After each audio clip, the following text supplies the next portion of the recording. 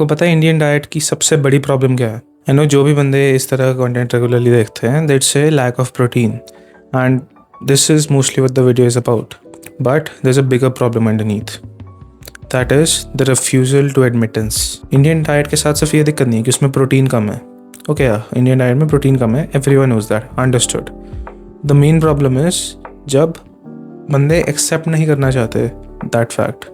The real problem is the cause of the lack of protein in our diet. It's not the actual lack of protein. I'll give you an example. जब भी मैं अपने mummy papa से protein की बात करता था, my parents are aware that protein is extremely important for us, but उनको सोर्सेस का नहीं पता.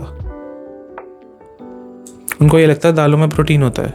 मैंने उनको बहुत बार बताने की कोशिश करी है कि dal is a carbohydrate source. ठीक है, उसमें प्रोटीन होता है, but it is not a protein source. There is difference to it.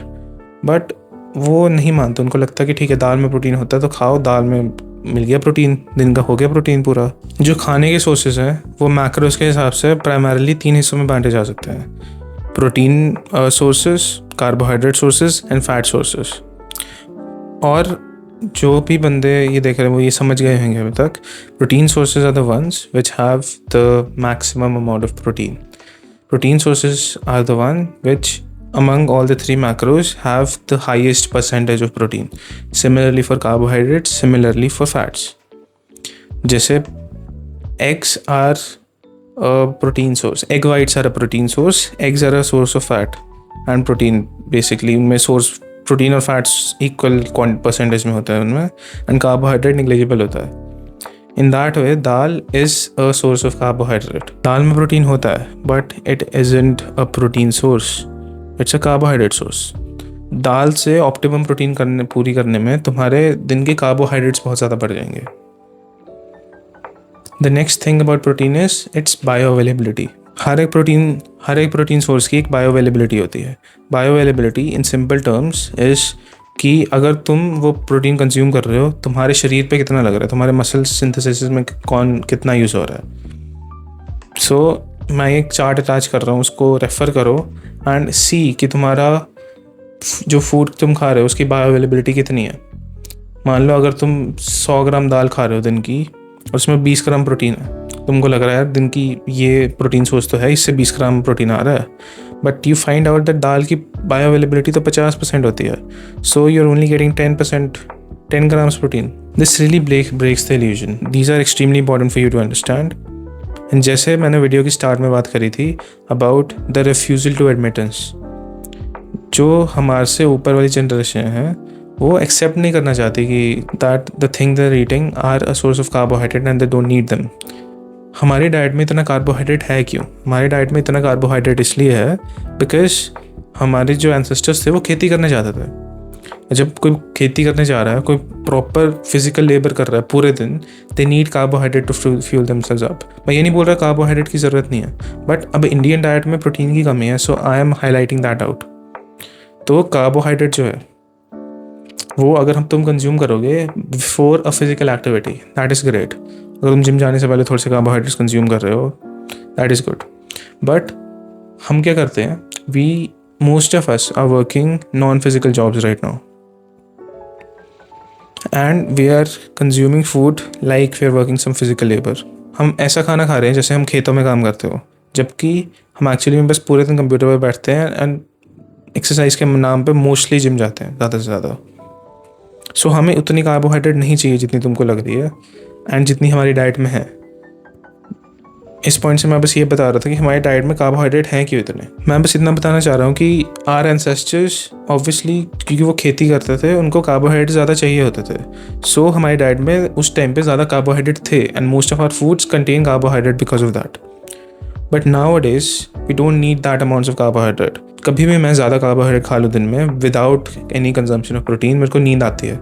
I feel lethargic, I feel really lethargic, और मुझसे कोई भी काम ढंग से नहीं होता.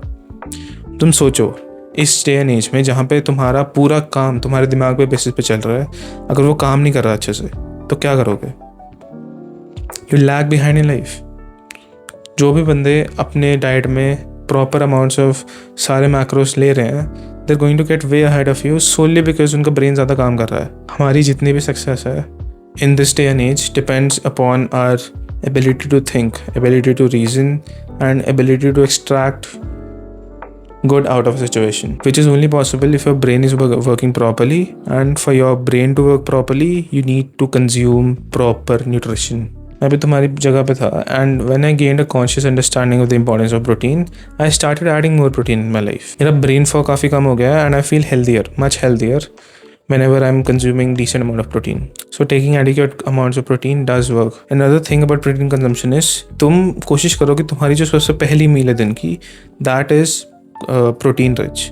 अगर तुम दिन में सबसे पहले मान लो सुबह तुमने अगर काफ़ी सारी प्रोटीन कंज्यूम कर ली, and even if you consume carbohydrate, वो तुम्हारे शुगर लेवल्स उतने नहीं बढ़ाता, and you avoid that carbohydrate crash. क्योंकि मैं इस वीडियो के थ्रू ये नहीं बोल रहा हूँ कि तुम कार्बोहाइड्रेट कंज्यूम करना बिल्कुल बंद कर दो. All I am saying is if you inculcate enough amount of protein in your diet, the carbohydrate that you are eating is not going to affect your mental और फिजिकल कैपेसिटी. तो जब भी तुम्हें ऐसा हो कि दिन में तुमको ज़्यादा कार्बोहाइड्रेट खाने हो, तुमको बाहर जाना है, obviously not every day can be perfect, हमको बाहर जाना होता है, हम कभी मूवी देखने जाना है दोस्तों के साथ, कभी कुछ और करने जाना है, and you have to eat out, and eating out you mostly have just carbohydrate options. So दिन सुबह तुम take adequate amount of protein जिससे तुम्हें कार्बोहाइड्रेट क्रैश ना आए, and you feel fresh all day. क्योंकि excessive carbohydrates without proper protein intake reduce your mental capacity and thus your capacity to focus.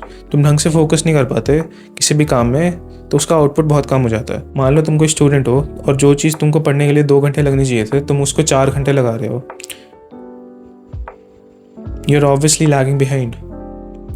फिर तुमको लगता है कि तुम पूरे दिन काम कर रहे हो और तुम्हारा आउटपुट नहीं आ पा रहा. It is mainly because of this problem. अगर तुम इसको फिक्स कर दोगे, a lot of issues are going to go. So try to fix your protein intake. अगर तुम्हारे पेरेंट्स नहीं मानते हैं, मेक देम एक्सप्लेन, बैठो उनके साथ.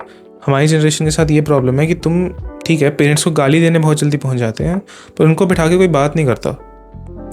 द थिंग इज हमारे और हमारे पेरेंट्स की जनरेशन में बहुत बड़ा जनरेशन गैप आ गया because of the amount of resources we have access to. उनके पास वो रिसोर्सेज नहीं थे. They are just parroting the things they have seen their entire life. तो उनका पूरा वर्ल्ड व्यू ही अलग है हमसे. So have some sympathy, have some empathy for them, and respect their point of view. And after respecting their point of view, put forward your point of view. If अगर तुम्हारे parents understanding है, हो ही नहीं सकता कि वो तुम्हारी बात ना सुने. जब भी मेरी डाइट अच्छी होती है, I feel really good. So I really hope कि अगर इस वीडियो से तुम्हें कोई हेल्प मिले and you implement the steps in your life और तुम्हें रिजल्ट मिले and you feel happier, I will be extremely joyous. So I wish you do well man.